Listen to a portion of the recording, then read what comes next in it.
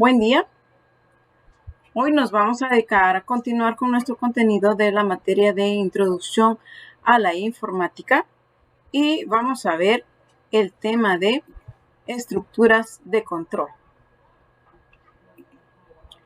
Primeramente, vamos a ver cuáles son los paradigmas de programación que se utilizan. Existe la programación estructurada, la programación declarativa, la programación orientada a objetos y la programación orientada a eventos. Vamos a ver cada uno de ellos para comprender cómo es que funcionan. La programación estructurada es una técnica de programación que nos ayuda a diseñar sistemáticamente algoritmos libres de errores y que al ejecutarlos o seguirlos se obtenga la información requerida en el problema. Un algoritmo correcto es aquel que no tiene errores y además hace lo que se espera que se haga, es decir, que genere los resultados correctos. En este tipo de programación vamos a utilizar bastante la lógica para poder desarrollar nuestras soluciones y además se va a emplear la técnica divide y vencerás que nos va a permitir poder hacer un análisis general del problema y dividir ese problema en varios subproblemas de tal forma que podamos obtener soluciones pequeñas para poder obtener una solución total a nuestro problema mayor. Las técnicas fundamentales que utiliza la programación estructurada son las siguientes. Primero tenemos la lógica estructurada, que nos va a permitir hacer algoritmos correctos, ordenados y lógicos. Tenemos la documentación, que puede ser interna y externa en los sistemas o en los programas. Tenemos también el análisis estructurado, que nos va a poder permitir que podamos analizar mejor los problemas. Y las estructuras de datos, que nos van a permitir poder almacenar nuestra información. Este tipo de programación estructurada tiene la ventaja de que permite el fácil mantenimiento de los programas.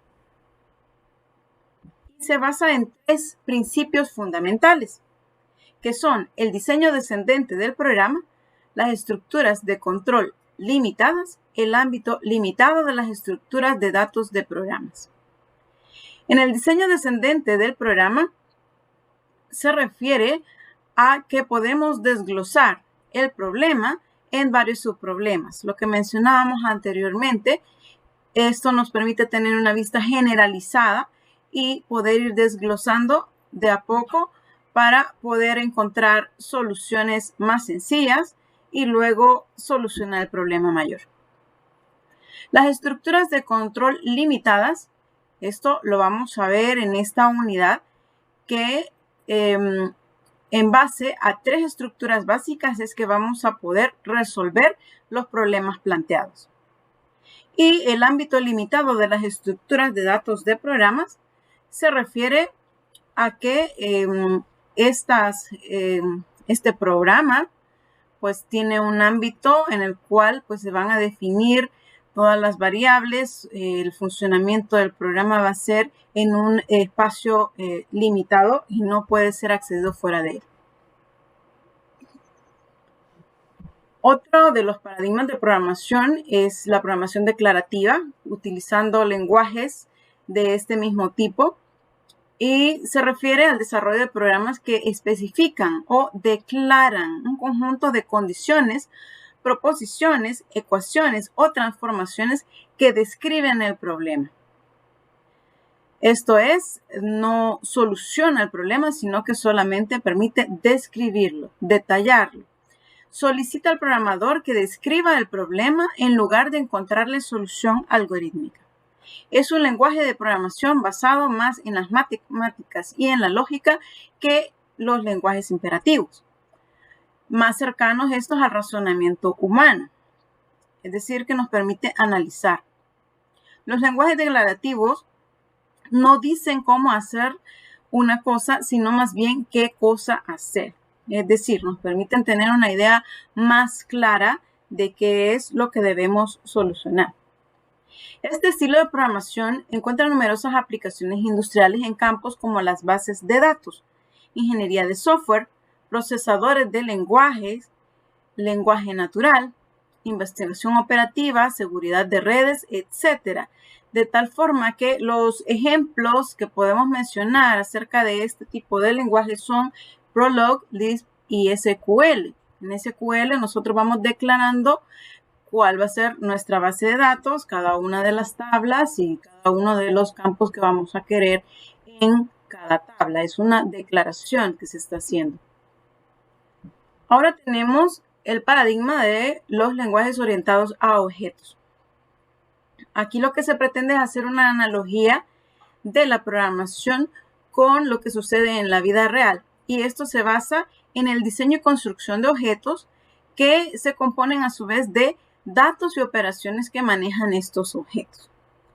Este tipo de programación posee ciertas características, entre ellas el encapsulamiento, el cual nos permite tener agrupado en un solo objeto todas las características que tiene. Por ejemplo, si hablamos de un teléfono celular, podemos decir que sus características pueden ser el color, el tamaño, el tipo de procesador que maneja, el tipo de lenguaje operativo que tiene, etcétera, la capacidad de memoria, etcétera. Y tenemos ciertas operaciones que manipulan esos datos.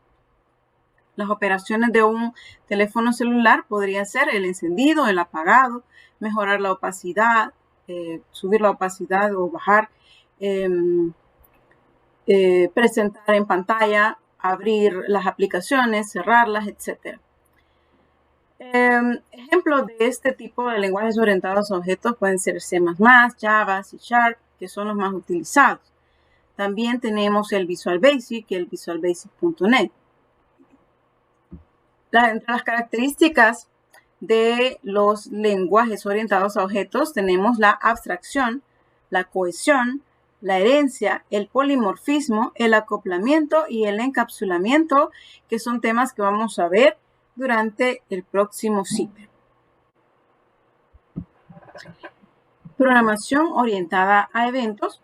En este paradigma de programación, la estructura como la ejecución de los programas van determinados por los sucesos que ocurran en el sistema definidos por el usuario o que ellos mismos provoquen.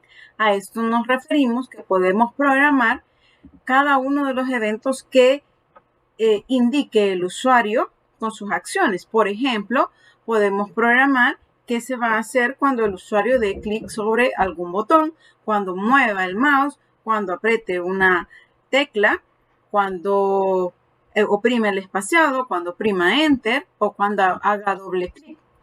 Todos estos eventos pueden tener diferentes sucesos, diferentes instrucciones a realizar, dependiendo de lo que programemos. A eso se le llama programación orientada a eventos. Nos vamos a enfocar un poco más en lo que sería la programación estructurada, ya que es la que vamos a estar utilizando durante este ciclo y qué ventajas nos proporciona este tipo de programación. Primeramente, permite diseñar fácilmente programas efectivos y correctos. Esto es porque vamos a tener programas que tienen un inicio, tienen un fin, están desarrollados de forma lógica y ordenada. Y esto permite la depuración del programa que sea mucho más fácil. El programa generado puede ser utilizado por cualquier usuario. El diseño de programas se vuelve una tarea sistemática porque ya existe una estructura definida para poder hacer los programas. Esto permite también que el mantenimiento o modificación de los programas sea más rápido y fácil. La programación estructurada, que se basa en esta técnica de lógica estructurada, esta consiste en resolver los problemas o diseñar algoritmos con solamente 3 posibles acciones. Y estas acciones son la secuenciación, la selección y la repetición. Cada una de ellas se refiere a la secuenciación. Se obedece una orden tras otra sin ninguna consideración adicional. Y en esto podríamos mencionar leer una variable, escribir algún mensaje, imprimir, asignar, hacer alguna operación, etc. Son instrucciones que se van ejecutando una tras otra. Cuando nos referimos a la estructura de selección, esto nos va a permitir que podamos escoger una de entre dos o más posibles alternativas que tengamos para un problema. Por ejemplo, si introducimos un dato incorrecto, podemos hacer que el computador ya no haga nada o muestre un mensaje de error. En cambio, si los datos son correctos, puede continuar y realizar todas las acciones que tengamos programadas para realizarlo. O podría ser que tengamos más alternativas. En este caso, tendríamos que usar siempre una estructura de selección que ya vamos a ver más adelante cómo la vamos a definir. Cuando hablamos de estructuras de repetición, es cuando necesitamos que un bloque de instrucciones, o una instrucción o más, se repitan más de una vez, una o varias veces, las veces que sea necesario, ya sea que usted conozca la cantidad de repeticiones o que no las conozca. Estas tres posibles acciones se conocen como las estructuras fundamentales. Las estructuras fundamentales son las estructuras lógicas de control y las vamos a llamar de esta forma: secuenciación, sí, entonces, si no, que corresponde a lo que serían las estructuras de selección, y el mientras, que corresponde a la estructura de repetición. Estas son estructuras fundamentales. También existen estructuras derivadas, que vienen siendo una pequeña variación de las estructuras fundamentales. En cuanto a la estructura lógica de control de secuenciación, no tiene estructuras derivadas. En cambio, la estructura lógica de decisión, que es el sí, entonces, si no, que es la fundamental, tiene como derivada seleccionar caso. ¿Cuándo vamos a utilizar una estructura fundamental y cuándo una derivada? Eso va a depender de qué es lo que queramos hacer en nuestro programa. La estructura selectiva, sí, entonces, si no, la vamos a ocupar cuando tengamos que escoger una de dos opciones posibles. Y la estructura derivada, seleccionar caso, la vamos a utilizar cuando tengamos más de dos opciones posibles. Esto es, por ejemplo, seleccionar el valor de una variable. Dependiendo de qué valor tiene, va a realizar ciertas acciones. Y la otra estructura fundamental, el mientras, es una estructura que se repite. El bloque de instrucciones que usted asigna a ese mientras se repite mientras se cumple una condición que usted establece. Entonces, acá podemos decir repetir mientras el usuario siga conectado, ¿verdad? Hacer un ciclo de instrucciones mientras el usuario esté conectado. Cuando el usuario ya no esté conectado, pues entonces ya no se va a repetir el programa. Y tenemos la estructura derivada del mientras, que sería el desde hasta, y esto supone de que usted ya conoce cuántas veces va a repetir este proceso. De manera que si tenemos, por ejemplo, que leer notas de 25 estudiantes, podríamos decir repetir desde estudiante igual a 1 hasta estudiante igual a 25. Y eso nos permitiría repetir ese mismo bloque de instrucciones, ya sea leerlas o calcularles la sumatoria de esas notas, hasta que se cumpla la condición, ¿verdad? Que serían los 25 que ya estaban preestablecidos. Y tenemos esta otra estructura derivada, que es el hasta que. Esta se va a repetir hasta que se cumpla la condición. Entonces, lo que cambia del mientras con el hasta que es dónde vamos a evaluar esa condición. Si es al principio del ciclo o al final del ciclo.